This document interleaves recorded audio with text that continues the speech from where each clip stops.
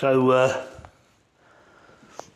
I cleaned up the flywheel because it had the surface rust, because it had been sitting around for 30 years, and torqued it back up to 80 Newton bananas, and I think it was a bullseye on the ILBs, but I don't know, I just did it up to 80. Straightened up my sandwich plate, even though I've got exactly the same sandwich plate on this engine here. This one's got the same sandwich plate. I think that's an LRS 202 Granada starter, so it's the right starter for the gearbox, which will fit this engine because it's the same thing. Luckily Ford through the years used the same ring gear. It's just the depth of the flywheels that kicks you in the cock. If you look at the thickness of this flywheel, it's what the pictures will never show you. The distance from hither to hither, and then the Pinto clutch is fatter, and the fingers on the pressure plate, actual actuating fingers, are wider.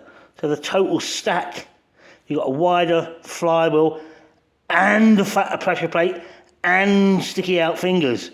That's why it's the 20mm difference in the biggity bong and the wiggity whack, right?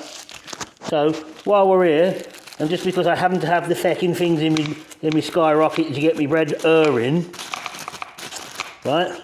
Just so you know. Oh!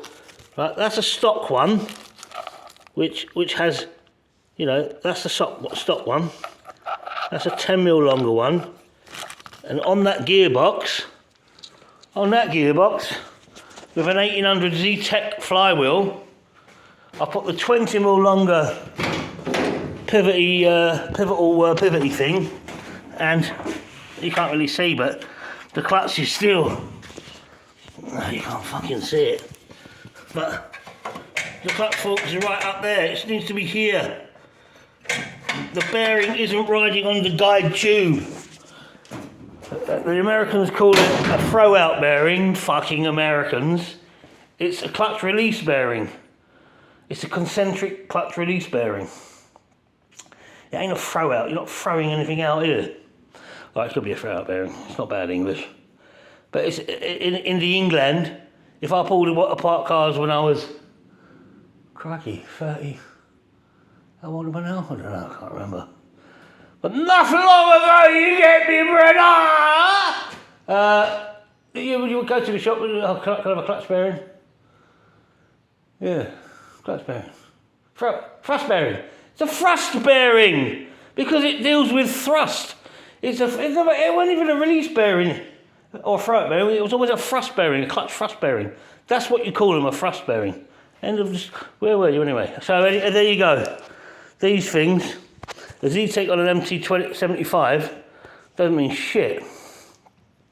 It doesn't mean jack shit. The later MT75s from a Mark 6 Transit and a Scorpio 2 or even a Scorpio 1's got a hydraulic throw-out bearing. A hydraulic, what did I fucking just call the fucking things? A thrust bearing. It's a thrust bearing. Because it deals with thrust. Talking of, thrust. What was I saying? The later MT75 gearbox, you get them in a Mark 6 Transit that the Ford engines bolt to, has got a hydraulic canardly. That's in a Scorpio. In a Transit canardly Mark 6, it's hydraulic, but there's a pin that pushes from the back. Pushing from the back. Anyway, enough of this smut. I've got to get on. I just thought I'd show you these, because you never see them. Everyone goes, 20mm. Yeah, it's 1800 zetec flywheels, got a Type 9, it's a different release bearing, CT133, gives you 10mm, and that's all you need in a Type 9. In a Type MT75 you need 20, that's why you put, I don't know, I don't care, I'm just going stock, because that engine, ended up coming to Mark 5 Transit with that gearbox, so I'm putting the stock one back in. Mr. Grimsdale.